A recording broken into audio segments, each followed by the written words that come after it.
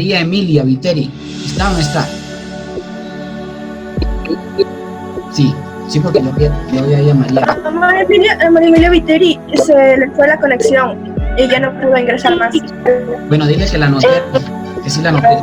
Básicamente los que hacen falta hay el gas, está pasando el gas. Lo que le produce placer a sus sentidos, eso es erotismo según la visión filosófica. Listo, una primera característica. Una segunda característica, la vida y la muerte que definen el comportamiento. Entonces, para los filósofos, lo erótico define el comportamiento. ¿Por qué? Porque según usted tenga miedo a la muerte o usted tenga ganas de vivir, usted se comporta. Entonces, la vida y la muerte, o la apreciación de esos dos conceptos de vida y de muerte, definen el comportamiento de las personas. Anoten, consiste el principio universal de los bienes, en que todos los hombres tienen derecho a aprovechar al máximo los bienes que provee la tierra para su desarrollo, todos, sin exclusión. Ojo, eso es clave, ¿ok? Todos los hombres tienen derecho y acceso, o deberían tener acceso, al aprovechamiento de los bienes que provee la tierra para su desarrollo. Amén. Ya, bueno, en este día quisiera pedir por los enfermos del coronavirus, porque hay mucha gente que se está muriendo, y hablo ya por experiencia, porque ya se me murió familia, entonces quisiera pedir por ellos que se recuperen, que la gente empiece a salir adelante, que esto solo es un bajón. Ya, en nombre del Padre, y del Espíritu. Vamos a ver, por favor.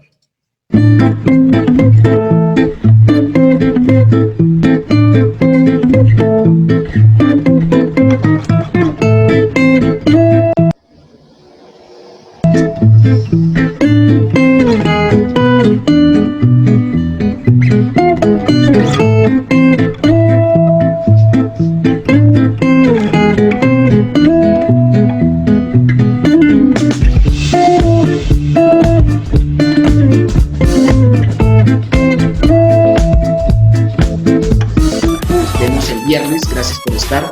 Vayan a seguir en sus cosas, en sus quehaceres. Un gusto saludarlos como siempre. Saludos a sus papás, a sus mamás sobre todo. Y colaboren, no de fallecer, a seguir adelante, listo. Que esto ya va a pasar. Fíjense que esto es una prueba y ya vamos a ir, cuando no fallezcan, a meterle ñeque. Justin, con fortaleza para toda la familia, ¿ok? Que ustedes sean los pilares donde se apoyen sus familiares. A navegar con brújula. Entonces, ¿qué es el concepto de estética? Exaltar el humanismo, exaltar las realidades temporales, lo que vemos. Al llegar a esta obra, les voy a preguntar, ¿quién de ustedes sabe de quién es esa obra? Que aparece como la carátula de la clase en clase.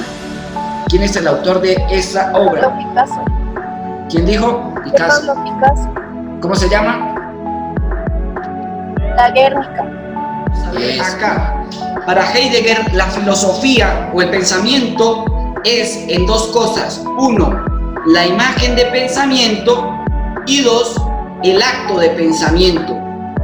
¿Qué es la imagen de pensamiento? Un recuerdo, una representación.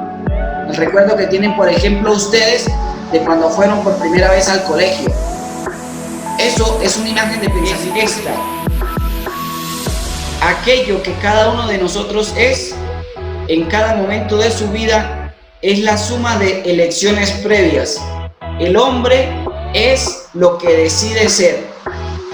¿Sí ven por qué uno de los famosos, de los filósofos más importantes del siglo XX, quizás del existencialismo, junto con Heidegger y Camus, Heidegger de Sartre? El hombre es lo que decide ser. El hombre, cuando encuentra su propósito, empezará a vivir su vida. Listo, entonces quería que se quedaran con eso de Sartre, pero si le podemos tomar algo bueno a Sartre, es eso precisamente. El hombre es lo que decide ser. ¿Y qué está decidiendo ser la señorita Arias? ¿O Palma? ¿O Maxi? ¿O David? ¿Qué estás decidiendo? Ahí se los dejo. Un gusto con todos. En el nombre del Padre, del Hijo y del Espíritu Santo. Amén. Les deseo un buen feliz fin de semana. De mi parte les dicen a sus papás que el profesor de filosofía les manda una muy buena felicitación para este aparente. Lo que pasa es que Camus le agrega un tercer término a esto y es lo siguiente. dentro de nuestra finitud del universo, va a decir Camus, y cito literal al filósofo, hay que pensar que Sísifo fue feliz. Eso va a decir, y anoten por favor, hay que pensar que Sísifo fue feliz.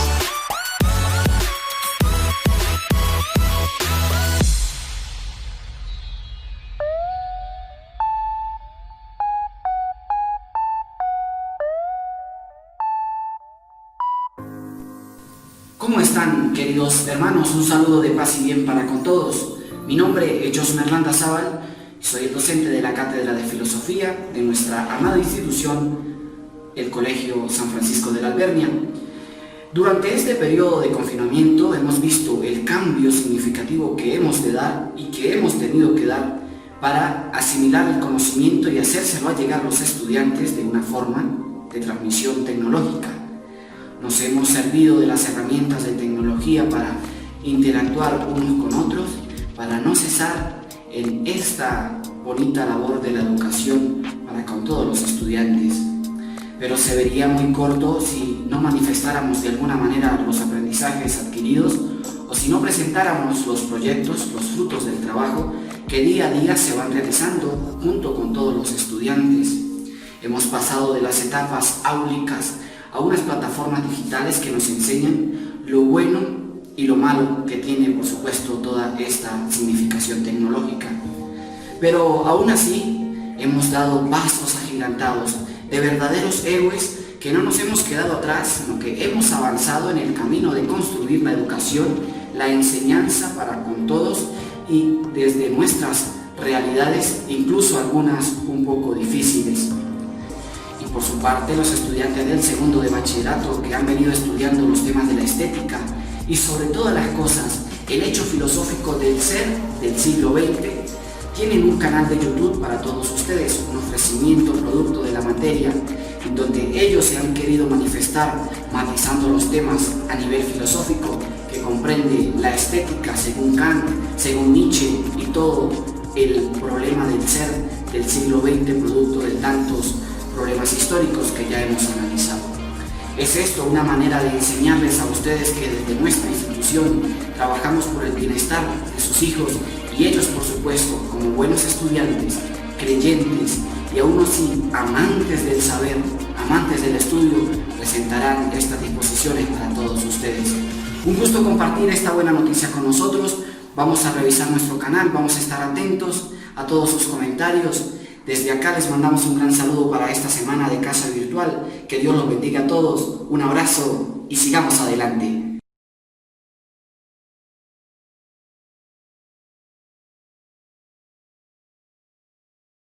Buenos días, licenciado Josmer y autoridades de la Unidad Educativa San Francisco de la Albernia. Mi nombre es Daniel Chacón y represento al segundo año de bachillerato. Una vez dicho esto, mis compañeros van a pasar a explicar las 4 virtudes cardinales, las cuales son prudencia, justicia, fortaleza y templanza. Hola, mi nombre es Kevin Guerra y soy del curso de segundo de bachillerato A. Y hoy vengo a hablar sobre la virtud de la prudencia. La virtud de la prudencia consiste en actuar con manera de precaución y reflexión, y así no causar ningún posible daño. Esta virtud nos ayuda a reflexionar y a considerar los efectos de nuestras palabras o acciones, teniendo como resultado una manera de actuar correcta ante cualquier circunstancia. La justicia es lo que más se acerca a de que una persona sea buena, ya que esta se acerca más a la categoría de que uno sea prudente. El término templanza es una cualidad humana que consiste en actuar o hablar de la forma cautelosa y justa, con sobriedad, moderación, contingencia, para evitar daños y dificultades inconvenientes, proveniente del latín templaria. La templanza es una virtud que posee el individuo para controlar las pasiones, vicios e impulsos frente a seducciones de los deseos, placeres e instintos. La templanza requiere de buen juicio, prudencia, discernimiento, precaución y sabiduría. Gracias.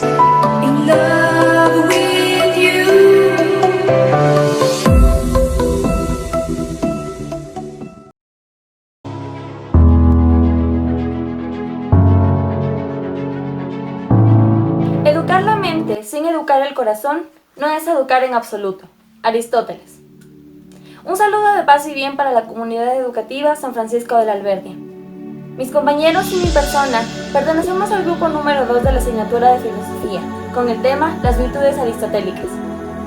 El objetivo de nuestro video es poder demostrarles lo aprendido durante este periodo de año lectivo y también en este periodo de confinamiento. Somos del segundo de Bachillerato A y estamos muy ansiosos porque nos acompañen en este recorrido. ¡Vamos! ¿Conoces qué son las virtudes aristotélicas? ¿Has oído en algún punto de tu vida qué son las virtudes aristotélicas? Pues bien, en este video te lo vamos a explicar. Según Aristóteles, la virtud es un hábito, una disposición o una actitud para elegir el término medio, evitando así el exceso y el defecto. Tener una voluntad necesaria para deliberar sobre las cosas que creemos buenas, con juicios reflexionados, desde la libertad para poder ser mejor. La vida de cada persona puede ser transformada gracias a la educación, ya que esta nos vuelve personas libres. Nunca consideres al estudio como una obligación, sino como una oportunidad para penetrar en el bello y maravilloso mundo del saber. Albert Einstein.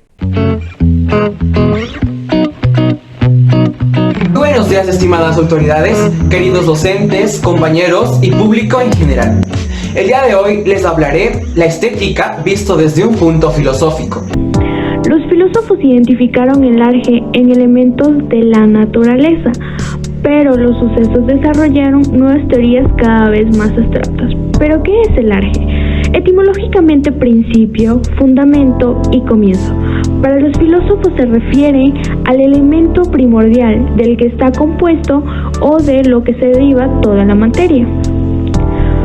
Para los pitagóricos, el elemento constitutivo de las cosas es el número, debido a que mediante él explica la proporción, la armonía y el orden del universo. Matemática y música. Los pitagóricos denominaron armonía a la octava escala musical, luego que descubrieron una correspondencia numérica entre los sonidos de la escala y la longitud de las cuerdas de la lira. Para los pitagóricos, este era un modelo de representación del universo porque reconcilia los opuestos y por lo tanto es aplicable a todo estudio de la realidad. Por otra parte, la geometría fue desarrollada por los pitagóricos basándose en algunos conocimientos egipcios. Este también expresa armonía. Por ejemplo, del conocido teorema de Pitágoras podemos extraer una relación de correspondencia en el área de un cuadro generado por la hipotenusa y la suma de cuadrados generados por los catetos. Mi nombre es Maximiliano Arias y hoy les voy a hablar qué es la filosofía. La filosofía es un conjunto de reflexiones sobre la esencia, las propiedades, las causas y los efectos de las cosas naturales, especialmente sobre el hombre y el universo. ¿Qué es la belleza según Nietzsche? Para Nietzsche, la belleza no se define solo por la armonía formal de una obra de arte, sino también por el efecto. Esto significa que cuando alguien contempla un objeto bello, su sensación de bienestar físico se incrementa, mientras que si contempla un objeto feo, su sensación de bienestar físico disminuye. Para Platón, no todo lo que nos gusta es bello, de verdad, a veces solo se aparenta. Un objeto sería bello si por un lado se manifestara en algún tipo de belleza de la inteligencia y por el otro si el uso que ha de servir fuera perfecto. ¿Qué es la belleza según Aristóteles? La belleza consiste en simetría, tamaño, orden y determinación. ¿Qué es la belleza según Sócrates? La belleza no depende solo de la proporción, también de la expresión del alma. La belleza socrática es más próxima al hombre, la pitagórica al cosmos. Bello es lo que sirve a su objetivo y se adapta. Concepto de estética para Aristóteles. Para Aristóteles, la estética o belleza no se relaciona con lo que es agradable a los sentidos, porque es objeto de contemplación y no de deseo. La imitación fue uno de los conceptos principales de su teoría, ya que para el hombre es una actividad natural que le proporciona satisfacción. La caracterización de la forma para Aristóteles no es razonable desde las ideas platónicas, sino que lo razona desde un mundo material. Para Aristóteles, la estética o belleza no se trata de una esencia arquetípica, pero sí de un orden específico, un sistema, una estructura o algo intrínseco que despierte el sentido de la belleza dentro del ser humano.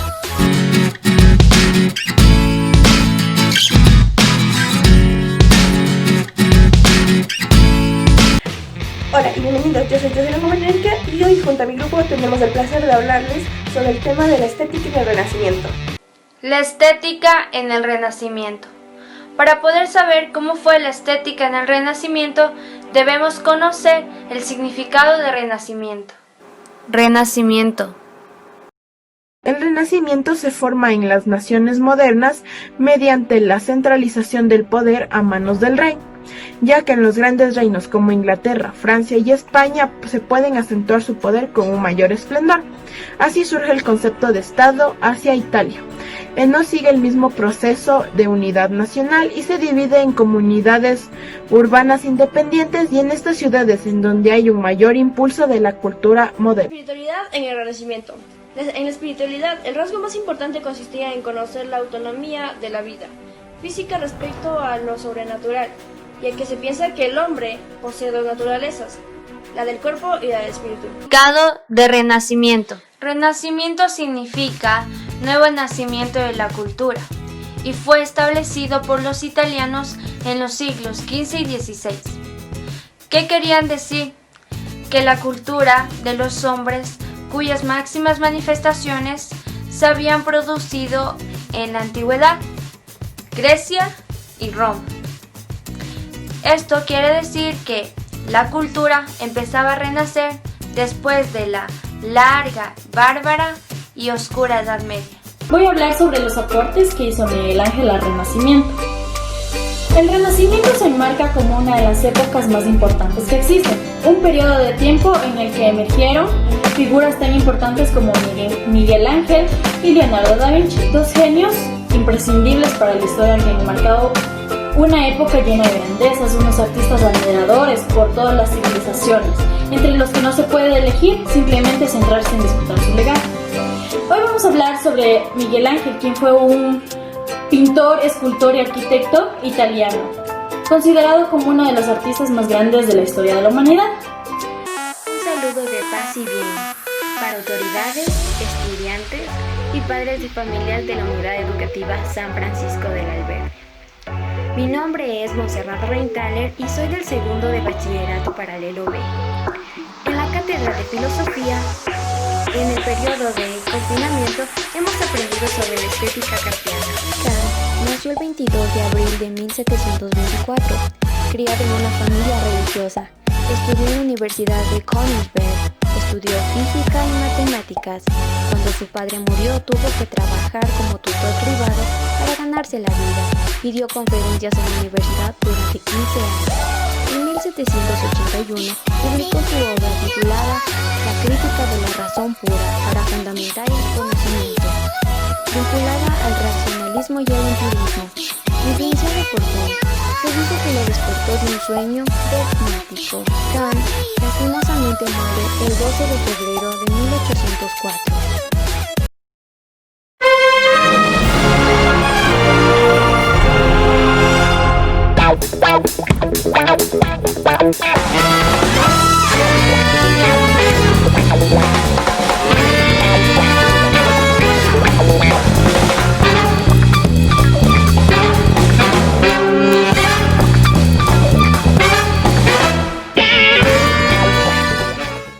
Buenos días, licenciados y autoridades.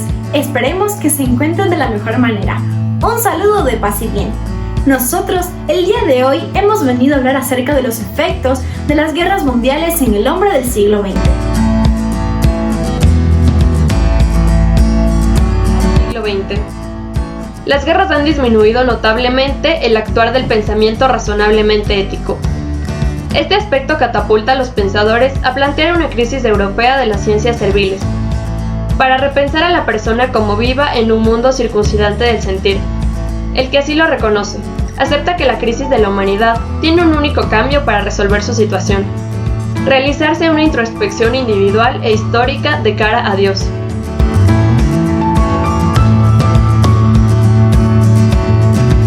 Y bien, para hablar acerca de los efectos y consecuencias de las guerras mundiales sobre el hombre, es necesario hacerlo hablando desde diferentes aspectos.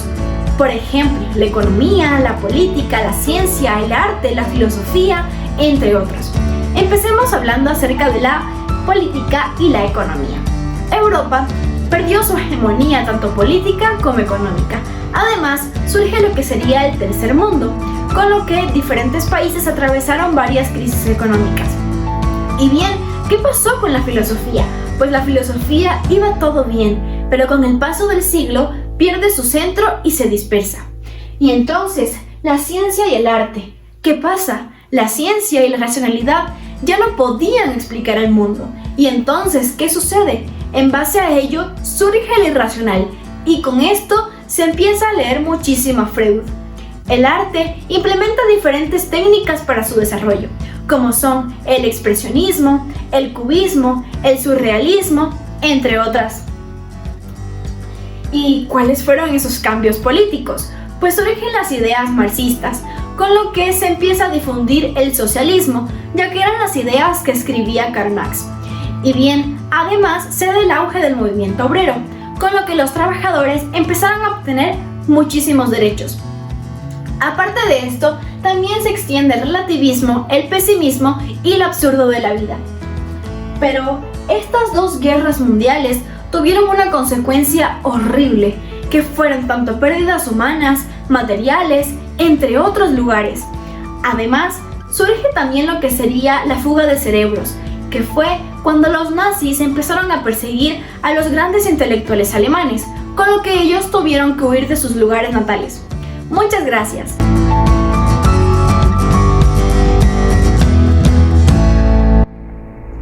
El panorama de la filosofía es complejo. La reflexión filosófica se encontraba muy determinada por la concepción positivista y por los efectos traumáticos de las dos guerras mundiales. En las últimas décadas, esta se encaminaba hacia una nueva búsqueda de la manera de filosofar. La filosofía analítica y la filosofía de la ciencia y estructuralismo tienen en común su interés por el lenguaje y la metodología científica, mientras que las corrientes inclinadas al estudio de los problemas sociales son el marxismo, el personalismo y la Escuela de Frankfurt. La crisis de las ciencias, Husserl. La transición al siglo XX estuvo caracterizada por una crisis general que incluso afectó a la ciencia. La filosofía reflejó esa crisis y buscó nuevos caminos, alejándose del ideal del saber exacto, basándose entonces en la intuición o la vivencia. Al mismo tiempo, la fenomenología husserliana pretende servir a una renovación de la misma ciencia. La fenomenología es la ciencia de los fenómenos, entendida como una ciencia que quiere llegar exclusivamente a conocimientos esenciales y no a fijar en absoluto hechos.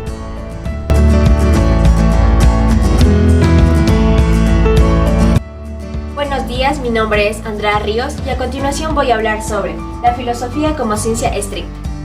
Edmund Husserl es un filósofo alemán, el cual con su crítica quiere hacernos entender que la crisis ya estaba vigente durante la segunda mitad del siglo XIX, basado en el positivismo.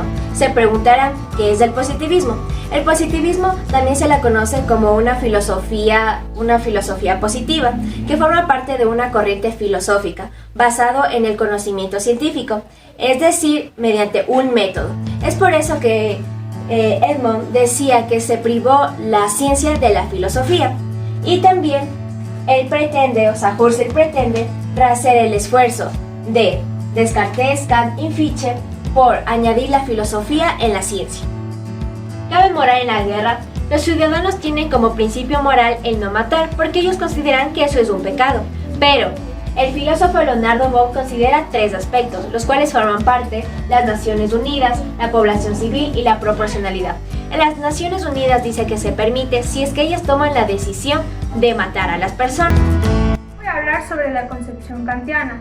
La concepción kantiana de la guerra ha sido objeto de muchos debates, debido a que a lo largo del tiempo ha existido una gran contradicción en relación a las ideas del progreso moral de la especie, Dado así, aquí interviene el mandato de la razón, el cual establecerá que no deberá existir ninguna guerra. Mi argumento aquí, para poder dar un mejor entendimiento a la teoría de Kant, es incorporar sus juicios sobre la guerra de su filosofía en la historia, con el fin de hacer patente cómo la guerra es un vehículo de progreso. Conforme a esto, la razón práctica no es necesaria justificarla moralmente, a menos de que nosotros vayamos en contra de nuestras propias condiciones de agentes morales. Muchas gracias.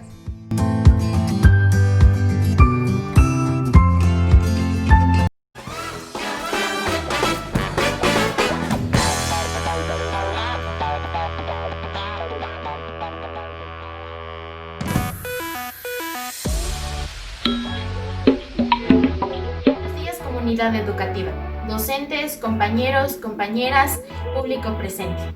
Un saludo de paz y bien a todos ustedes. Les hablaremos acerca de Heidegger, el ser y el tiempo. Sin duda, Martin Heidegger ha sido el hombre más odiado y llamado en la historia de la filosofía, y ya sabremos por qué.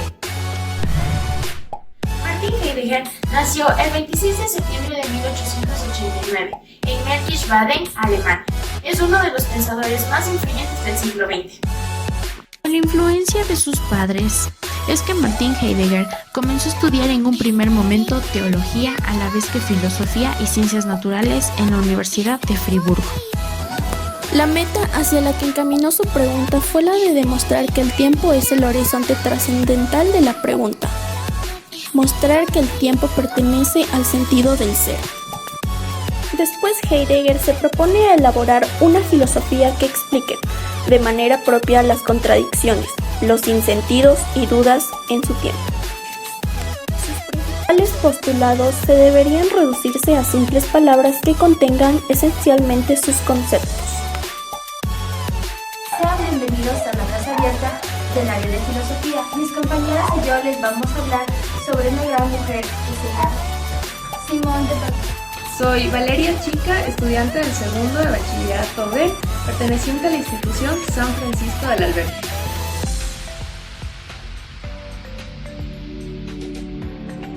Simone de Beauvoir.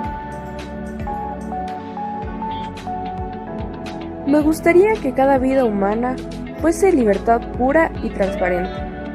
En esta frase, la autora refleja su esperanza de cara a que el ser humano puede ser libre. Friedrich Nietzsche. ¿Quién fue Nietzsche? Este nació un 15 de octubre de 1844. Fue un filósofo, poeta, músico, filólogo alemán que influenció en el siglo XIX. Fue uno de los filósofos más influenciales de la filosofía occidental. Nietzsche también escribió sobre temas como la filología, la historia, la religión, la ciencia y la tragedia. También hizo una crítica hacia la cultura y la religión de la filosofía occidental. Esto se basaba en los pensamientos que hacían en lo positivo y lo negativo de cada persona o de la vida en general de todas las personas. Vive como si fueras a morir mañana. Aprende como si fueras a vivir para siempre. Mahatma Gandhi. Paz y bien autoridades, docentes, hermanos, padres de familia. A continuación, en filosofía, estaremos presentando algunos de los datos importantes del siglo XX. Así que vamos para allá.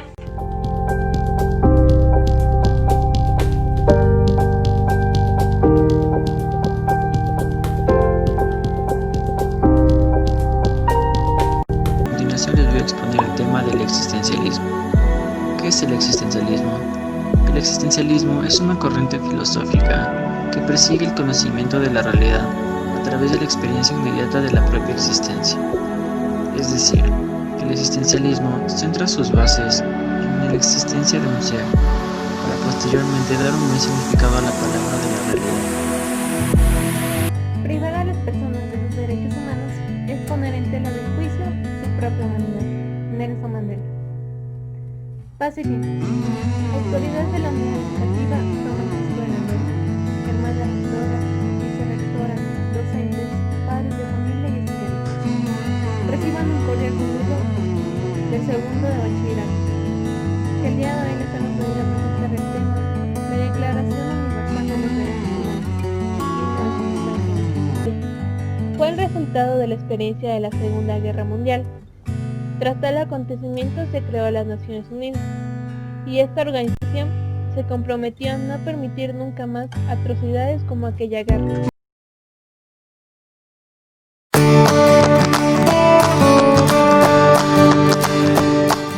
Buenos días, licenciados, buenos días, autoridades. Un saludo de paz y bien. Esperemos que se encuentren de la mejor manera. El día de hoy venimos a hablar acerca de 3 temas muy importantes: los derechos humanos, la estética en la filosofía y el siglo XX. Así es, Gaby. En nuestro canal de YouTube podrás encontrar distintos temas. Entre ellos encontrarás la expresión y la estética en el arte clásico. Interesante, ¿no? Pues bien, vamos a recorrer muchos siglos atrás para poder conocer qué trajo consigo esta época del Renacimiento. ¿Están listos? ¿Qué me dices tú, Pau?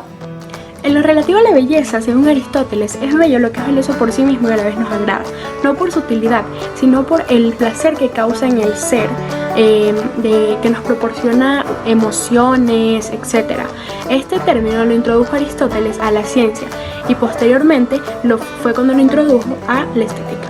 Dome, ¿qué tal si me cuentas un poco más acerca de la estética kantiana? Me interesa.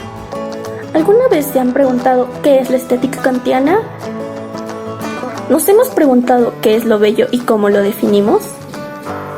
Expresamos nuestro malestar ante un objeto, pero no es un juicio, es solo un argumento subjetivo.